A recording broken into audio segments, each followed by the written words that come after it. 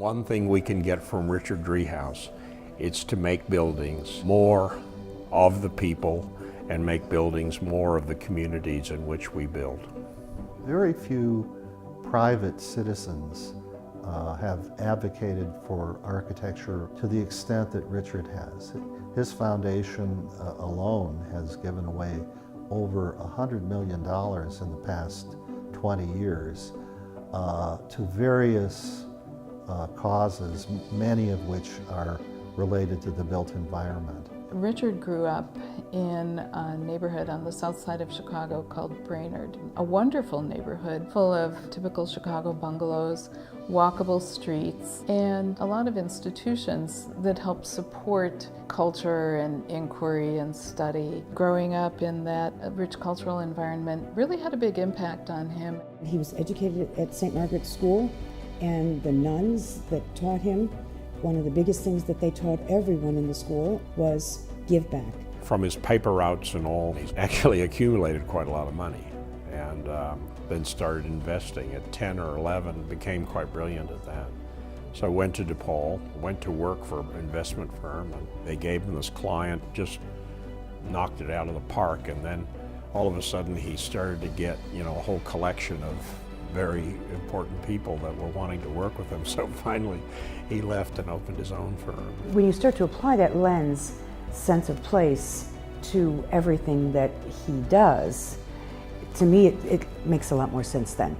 That he's helping to preserve sense of place. In 1986, he started the Richard H. Driehaus Foundation, and it supports many aspects of life in Chicago. So theater, dance, architecture institutions and programs, journalism, investigative reporting. Notre Dame's School of Architecture administrates the Driehaus Prize, and this is a mutually reinforcing relationship because of their school being committed to the classical language in architecture, and Richard being committed to wanting to foster that.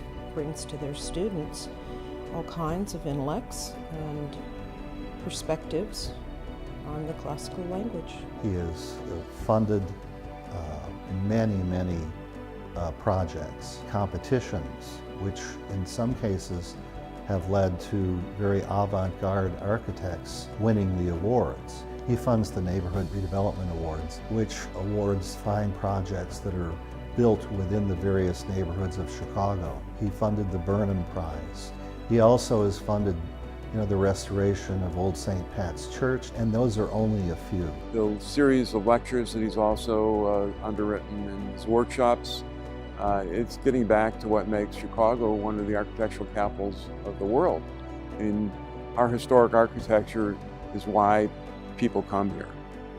And Millennium Park contributes to that whole reason why people, and it's very contemporary. So people are coming to see the evolution of architecture over 200 years in Chicago. I think it's good that the AIA is recognizing a private citizen who is passionate and concerned and willing to put his money where his mouth is.